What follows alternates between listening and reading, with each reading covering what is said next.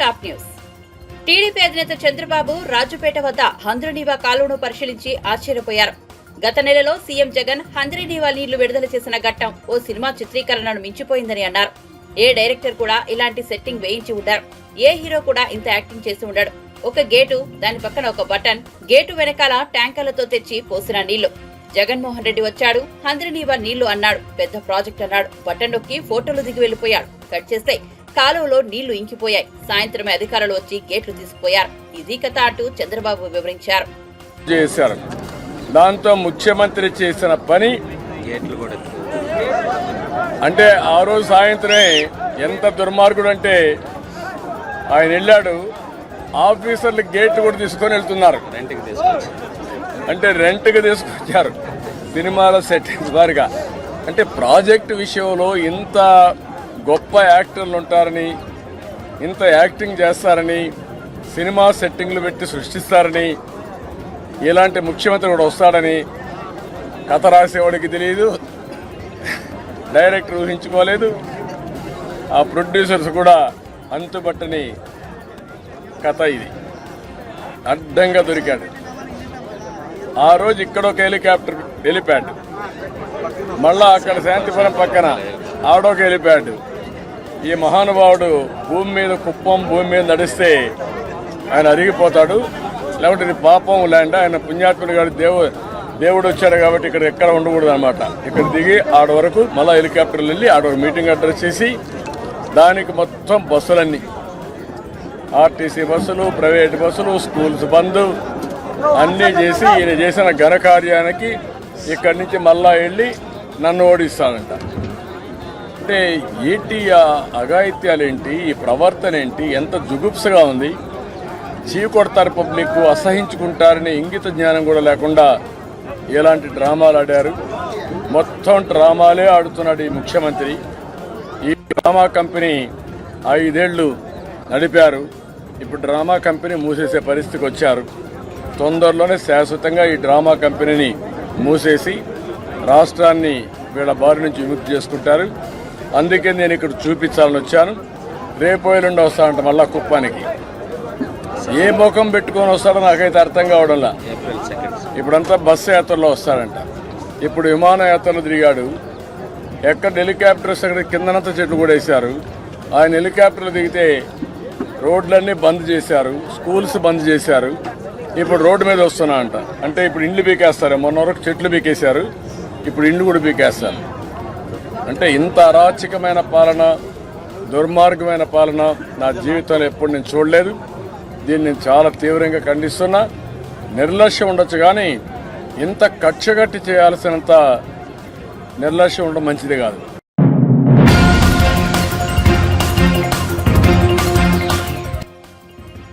BRS BJP ఒక్కటయ్యాయన్న ప్రచారంలో నిజం లేదని బీఆర్ఎస్ సీనియర్ నేత మాజీ మంత్రి హరీష్ రావు స్పష్టం చేశారు. అదే నిజమైతే కవిత ఎందుకు అరెస్ట్ అయ్యేవారని ప్రశ్నించారు. తమతో కలిసి రాలేదని కవితను కేజ్రీవాల్ ను అరెస్టు చేశారని ఆరోపించారు. కాంగ్రెస్ బీజేపీ రెండు ఒకటేనని, మైనార్టీలు కాంగ్రెస్ కు ఓటు వేసి వృధా చేసుకోవద్దని కోరారు. కాంగ్రెస్ ప్రభుత్వంలో ఇప్పటి వరకు మైనార్టీ వర్గం నుంచి ఒక్క మంత్రి కూడా లేకపోవడం సిగ్గుచేటన్నారు.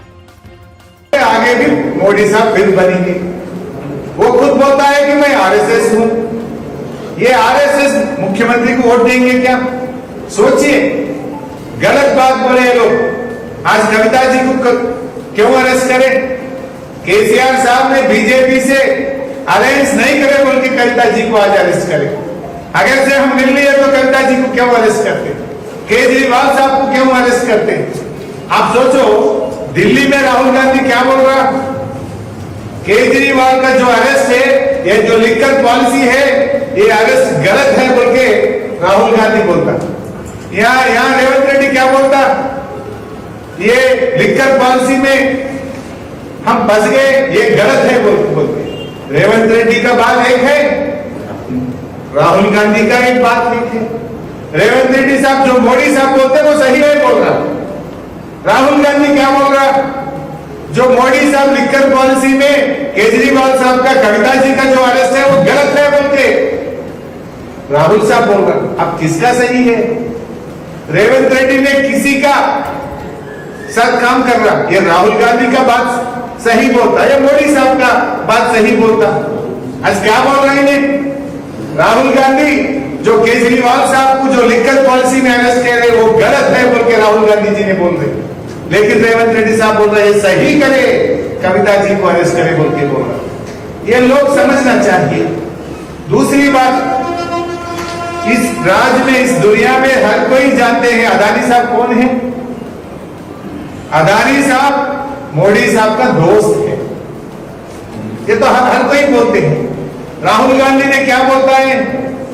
राहुल गांधी बोलते हैं कि अदानी साहब चोर है, अदानी साहब के पास पूरा बीजेपी का पैसे है बोल के हर दिन राहुल गांधी ने अदानी साहब के ऊपर गालियां देते रहते हैं, लेकिन रेवंत रेड्डी साहब उनसे गले मिलते हैं। रेवंत रेड्डी साहब बोलते हैं अदानी हमारा दोस्त है। अब ये किसके साथ काम कर रहे? मोदी साहब के साथ काम कर रहे या राहुल गांधी जी के साथ काम कर रहे? आप कांग्रेस के मुख्यमंत्री है या बीजेपी के मुख्यमंत्री हैं? आपके पार्टी के अध्यक्ष बोलते हैं कि अदानी साहब चोर है, अदानी साहब बहुत गंदा काम करे, गलत काम करे। तुम जाके गला मिलते हैं, तुम जाके उनसे एग्रीमेंट करते हैं, आप जाके दोस्त है बोल के बोलते हैं। हमारे मुसलमान भाई बहन,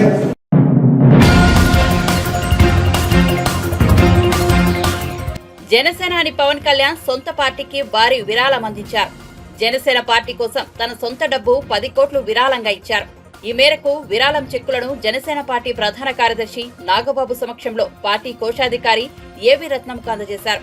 ఈ సందర్భంగా పవన్ కళ్యాణ్ మాట్లాడుతూ నాడు స్వతంత్ర సంగ్రామాన్ని ముందుకు నడిపించడానికి మోతీలాల్ నెహ్రూ వంటి గొప్ప నాయకులు తమ స్వార్థిత్వాన్ని ఉద్యమానికి విరాళంగా ఇచ్చారని ప్రస్తావించారు. ఆ రోజుల్లో తమ సొంత డబ్బు వెచ్చించిన తీరు గొప్పది అని కొనియాడారు.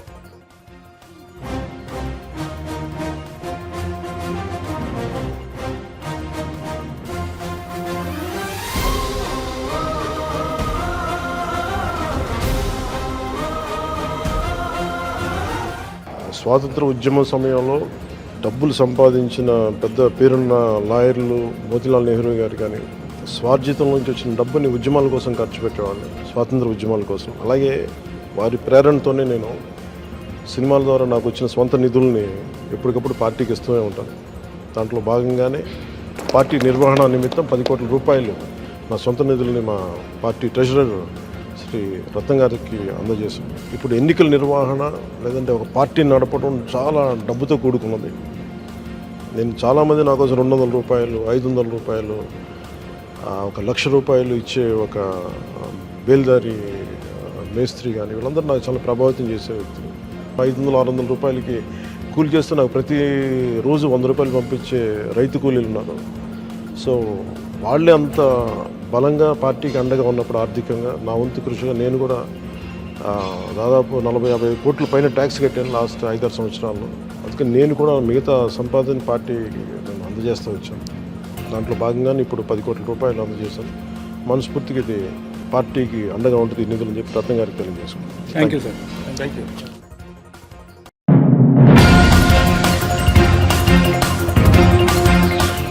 తెలంగాణలో ఫోన్ ట్యాపింగ్ వ్యవహారం సంచలనం రేకెత్తిస్తోంది. రోజు రోజుకి కీలక మలుపులు తిరుగుతోంది. తాజాగా ఫోన్ ట్యాపింగ్ అంశంపై కేంద్ర మంత్రి, రాష్ట్ర బీజేపీ చీఫ్ కిషన్ రెడ్డి ఘాటుగా స్పందించారు. ఫోన్ ట్యాపింగ్ వ్యవహారంలో బాధ్యులు అప్పటి ముఖ్యమంత్రేనని పరోక్షంగా కేసీఆర్ ను ఉద్దేశిస్తూ వ్యాఖ్యానించారు. ఫోన్ ట్యాపింగ్ వ్యవహారంపై న్యాయ విచారణ జరగాలని డిమాండ్ చేశారు. టీఆర్ఎస్ హయాంలో జరిగినటువంటి ఫోన్ ట్యాపింగ్ వ్యవహారం మరి ఈరోజు ఒక సంచలనాన్ని సృష్టిస్తుంది. రాజకీయపరమైనటువంటి వ్యక్తులపైనే కాకుండా అధికారులపైన,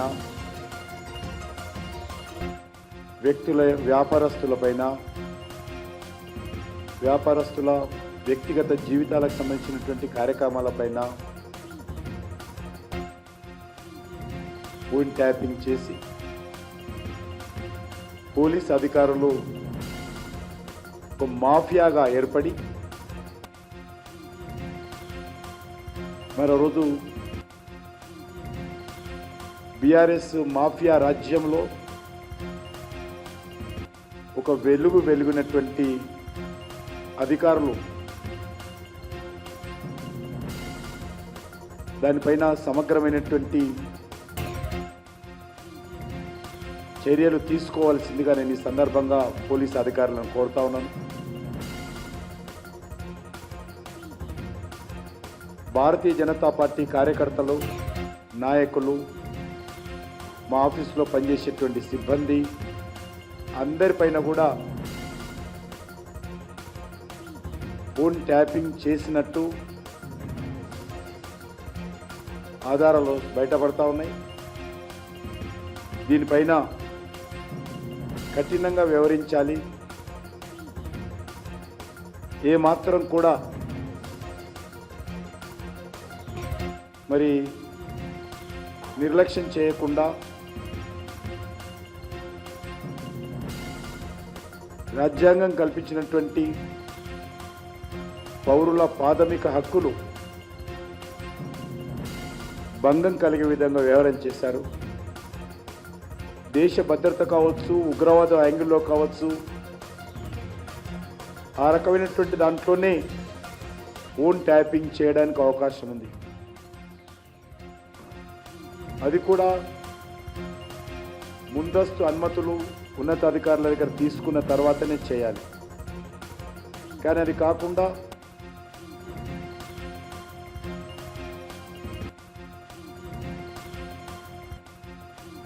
అవినీతితో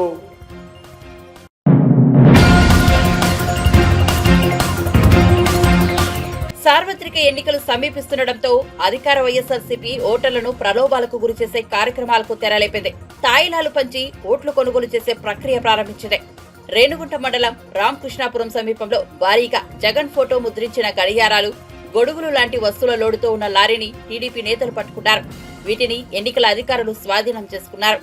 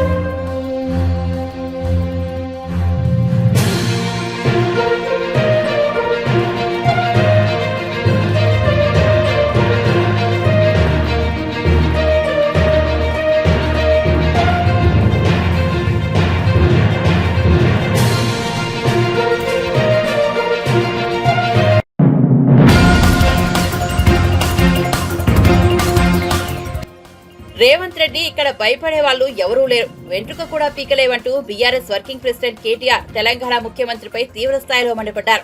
సీఎం రేవంత్ రెడ్డితో పాటు కేంద్ర మంత్రి కిషన్ రెడ్డిపై ఆయన తీవ్ర ఆగ్రహం వ్యక్తం చేశారు. మంగళవారం సికింద్రాబాద్ లోక్సభ పరిధి ముఖ్య నేతల సమావేశంలో కేటీఆర్ మాట్లాడుతూ ఈ 5 ఏళ్ల కాలంలో కిషన్ రెడ్డి ఏ ఒక్క అభివృద్ధి పని చేయలేదని, కిస్మత్ బాగుండి కేంద్ర మంత్రి అయ్యారని ఎద్దేవా చేశారు. 2018 అసెంబ్లీ ఎన్నికల్లో అంబర్పేట నుంచి కాలేరు వెంకటేష్ ను ప్రజలు గెలిపించారన్నారు. ఆ సమయంలో ఓడిపోయిన కిషన్ రెడ్డి సికింద్రాబాద్ నుంచి ఎంపీగా పోటీ చేసి గెలిచి కిస్మత్ బాగుండి కేంద్ర మంత్రి అయ్యారన్నారు. ఇదేది తులం బంగారం అన్న ఆడపిల్లల పెళ్లికి అదేదిరా అంటే అది లేదు, ఇవేమీ లేవు. అందుకే దాన్ని కవర్ చేయడానికి ఏం చేస్తున్నాడు, ఫోన్ ట్యాపింగ్ అవుతుంది అని. ఆడవుతుందో ఏమైతుంది బయట పెట్టంటే మనకు చెప్పాడు. యూట్యూబ్లో క్లిక్ ఇస్తాడు, యూట్యూబ్లకు మీడియాలో క్లిక్ ఇస్తుంది. వీళ్ళ ఫోన్ ట్యాప్ అయింది, వాళ్ళ ఫోన్ ట్యాప్ అయింది, ఇదైపోయింది అదైపోయింది. చెయ్యి, నీ చేతులు ఉంది కదా అధికారం, ఏం చేస్తావు వచ్చి అద్దంటున్నావు. ఎవరన్నా ఏమన్నా తప్పు జరిగితే విచారణ చేయి, మేము అద్దంటలేం కదా. ఎక్కడెక్కడ తప్పులు జరిగినావో ఎవరు తప్పులు చేసినో వాళ్ళ మీద చర్య తీసుకో. భయపడతాం, ఎవడు కూడా ఇక్కడ భయపడ్డాడు ఎవడు లేనే లేడు. నువ్వు ఎంటిగా కూడా వీకలేవు అనే మాట కూడా నేను విజ్ఞప్తి చేస్తావు. మీరు దయచేసి నేను ఇట్లా కోరేది ఒకటే, మనం వీటికి ఆగం కావద్దు.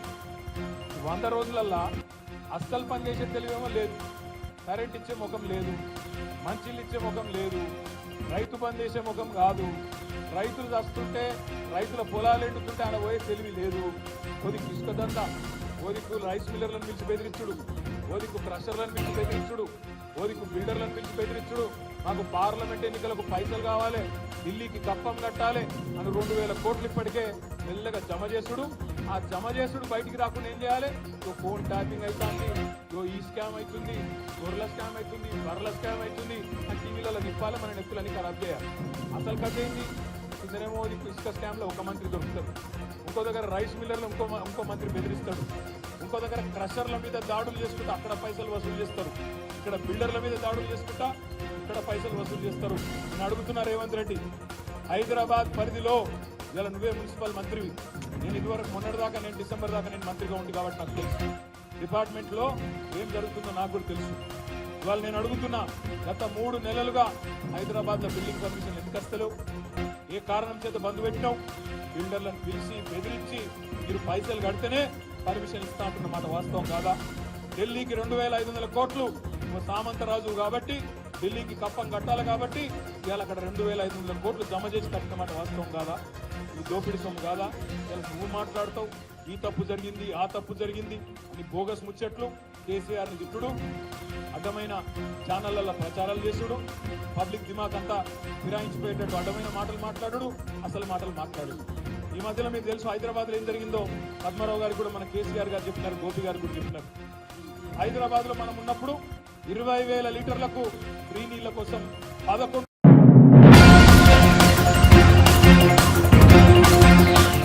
టీడీపీ జాతీయ ప్రధాన కార్యదర్శి నారా లోకేష్ మంగళగిరి నియోజకవర్గంలో పర్యటిస్తున్నారు. ఈ కార్యక్రమంలో ఆయన మాట్లాడుతూ నాడు సీఏఏకి అనుకూలంగా సంపూర్ణ మద్దతు పలికింది జగన్ పార్టీ ఎంపీలేనని అన్నారు. ఇప్పుడు టీడీపీపై వారే తప్పుడు ప్రచారం చేస్తున్నారని మండిపడ్డారు. ఇప్పుడు నెల్లూరు ఎంపీగా విజయసాయిరెడ్డి పోటీ చేస్తున్నారు. జగన్ కేసులన్నింటిలో ఆయన ఏటు. ఆయన రాజ్యసభలో మాట్లాడుతూ సీఏఏకి మేము సంపూర్ణ మద్దతు తెలుపుతున్నామని చెప్పారు. సీఏఏ గురించి వారికి ఆనాడు తెలియదా?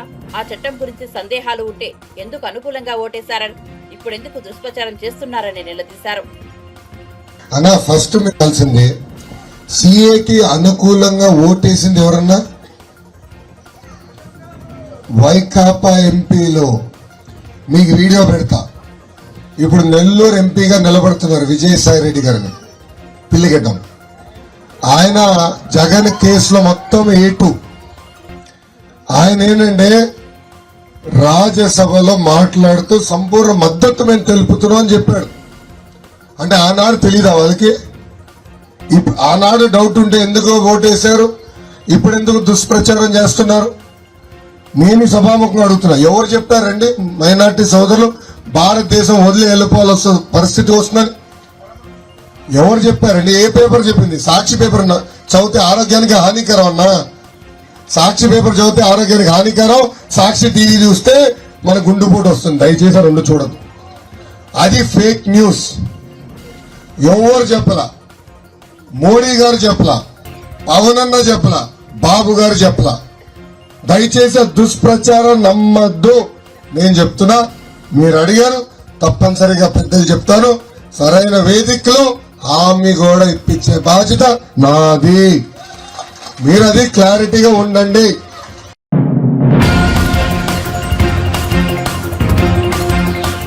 ఆదిలాబాద్ జిల్లా కేంద్రంలోని శ్రీ రామచంద్ర గోపాలకృష్ణ మఠం ప్రాంగణంలో ఇస్కాన్ ఆధ్వర్యంలో శ్రీ రాధా గోవింద అన్నక్షేత్రం పేరిట 5 రూపాయలకే భోజన కార్యక్రమాన్ని ఎమ్మెల్యే పాయల్ శంకర్ మఠాధిపతి యోగానంద సరస్వతితో కలిసి మంగళవారం ప్రారంభించారు.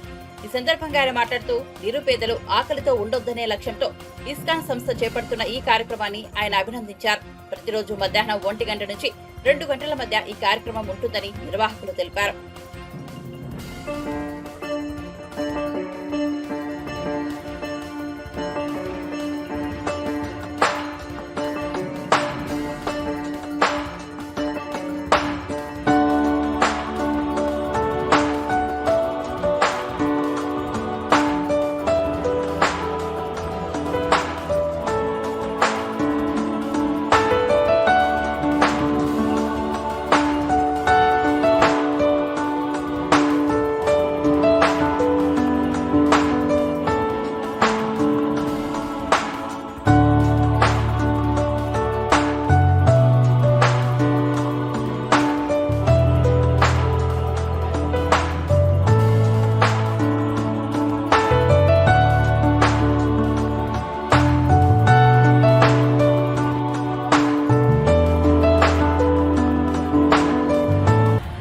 స్నానాలు చేసిన ఈ యొక్క కార్యక్రమం గొప్ప కార్యక్రమం.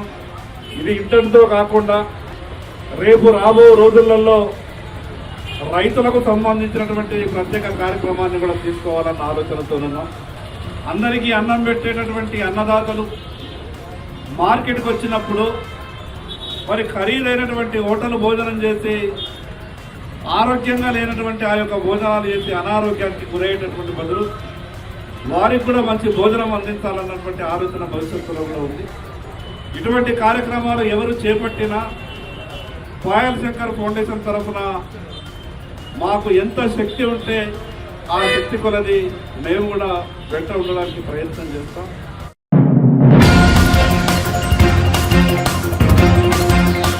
ఢిల్లీ మద్యం కేసులో అరెస్టైన బీఆర్ఎస్ ఎమ్మెల్సీ కవితను తీహార్ జైలుకు తరలించారు.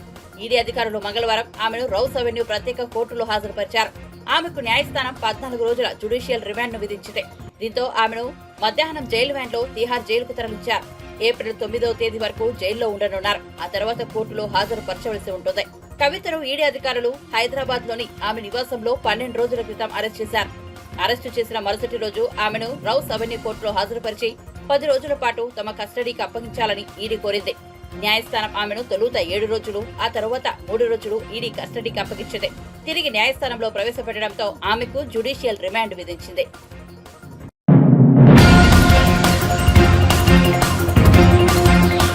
తాను కాంగ్రెస్ పార్టీలో చేరనున్నట్లుగా జరుగుతున్న ప్రచారంపై హుజూరాబాద్ ఎమ్మెల్యే పాడి కౌశిక్ రెడ్డి స్పందించారు. మంగళవారం ఆయన ఓ వీడియోను విడుదల చేశారు. తన గొంతులో ప్రాణం ఉన్నంత వరకు తాను కేసీఆర్ తోనే ఉంటానని ఆ వీడియోలో పేర్కొన్నారు. తాను పార్టీ మారడం లేదని, బీఆర్ఎస్ లోనే ఉంటానని స్పష్టం చేశారు. తాను కాంగ్రెస్ లో చేరబోతున్నట్లుగా జరుగుతున్న ప్రచారంలో ఎలాంటి వాస్తవం లేదన్నారు. తెలంగాణ ప్రజలకి మరియు హుజూరాబాద్ నియోజకవర్గ ప్రజలందరికీ కూడా నా నమస్కారాలు తెలియజేస్తా ఉన్నాను. ఇవాళ పొద్దున్న లేవగానే సోషల్ మీడియాలో ఒక వార్త చూసినా ఏదో నేను కాంగ్రెస్లో చేరుతున్నాను. నేను యావత్ తెలంగాణ ప్రజలకి, ప్రత్యేకంగా హుజూరాబాద్ నియోజకవర్గ ప్రజలందరికీ చెప్తా ఉన్నాను, నా గొంతుల ప్రాణం ఉన్నంత వరకు నేను కేసీఆర్ గారితో, కేసీఆర్ గారి కుటుంబంతోనే ఉంటా తప్పితే వాళ్ళని ఇచ్చిపెట్టే ప్రసక్తే లేదు. ఇట్లాంటి చిల్లర వార్తలు దయచేసి జర్నలిస్టులు కూడా రాయొద్దని నేను విజ్ఞప్తి చేస్తా ఉన్నాను. దీన్ని నేను తీవ్రంగా ఖండిస్తా ఉన్నాను.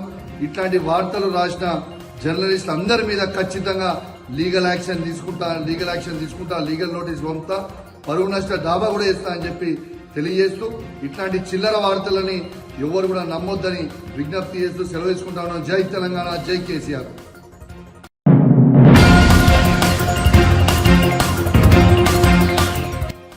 హైదరాబాద్ లోని ఉప్పల్ రాజీవ్ గాంధీ అంతర్జాతీయ క్రికెట్ స్టేడియం ఐపీఎల్ మ్యాచ్ల కోసం ముస్తాబైంది.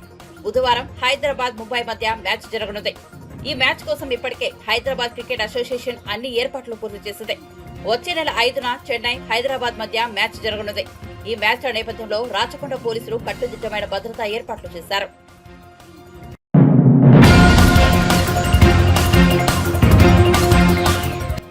నగర క్రికెట్ అభిమానులు ఎంతగానో ఎదురుచూస్తున్న సమయం రాని వచ్చింది. బుధవారం హైదరాబాద్ లోని ఉప్పల్ స్టేడియంలో ఫేవరెట్ జట్లు తలపడనున్నాయి.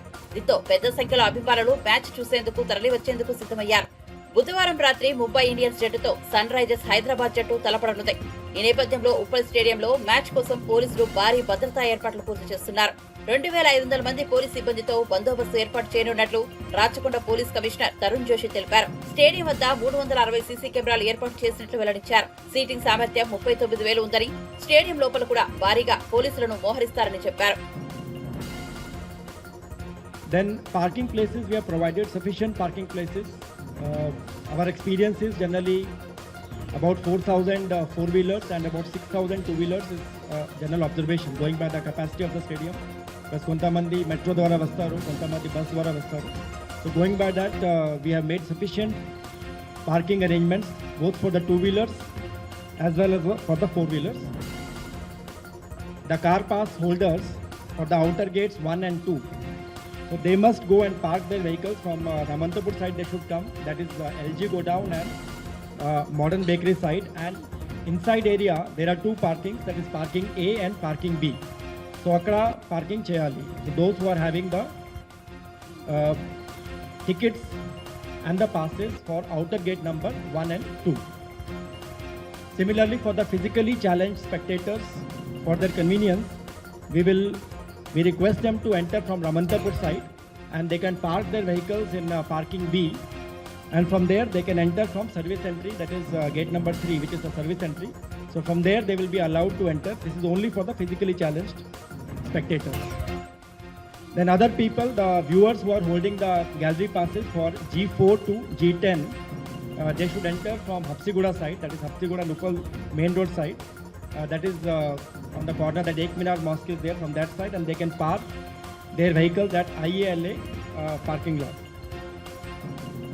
We are also going to have some diversions. The heavy goods vehicles which would come from LB Nagar and Warangal route, they would not be allowed towards Hapsiguda during the match timings and even during before the entry time. So they will be diverted as per the local traffic diversions we have put up. So in advance only memo pettam. Similarly, the heavy goods vehicles which are coming from ECIL side, that is Kusharguda side, and Cherlapalli towards Uppal Cross Road, they will also be diverted via Mallapur Bridge, Chengecherla Cross, and also LB Nagar junctions. So these restrictions will be only on the match day and only during the match timings, not after that. So మా తరఫు నుంచి అన్ని arrangements అయిపోయింది. We are going to deploy. Today we will have our briefing and force కూడా report అయింది. So tomorrow from our side, without any untoward incident and peaceful conduct of the match, this is our main objective. As of now, the schedule has been planned for 2 matches, I am told, but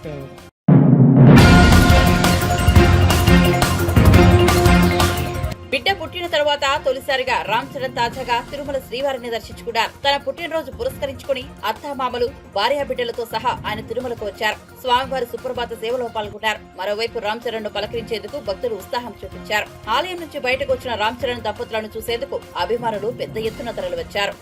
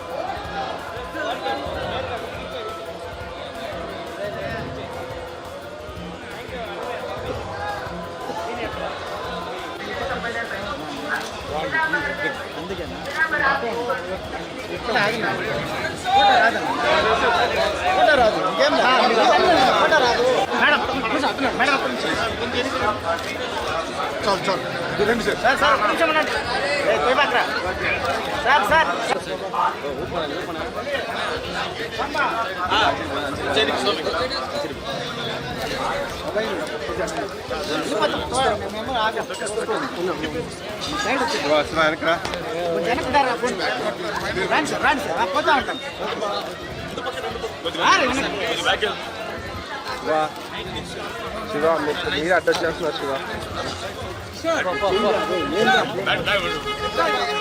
అన్నా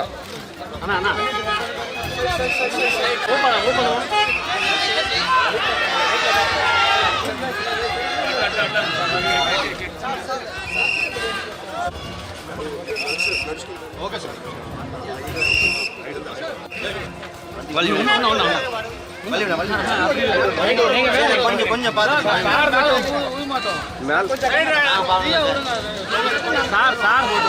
நீங்க எடுத்துங்க அப்படியே பின்னாடி போயிட்டு எடுத்துங்க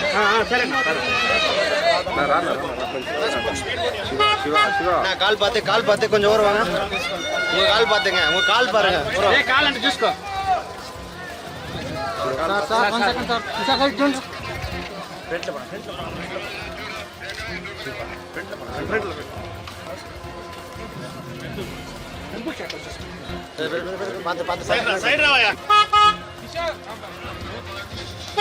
கொஞ்சம் side வாங்க பின்னாடி பார்த்து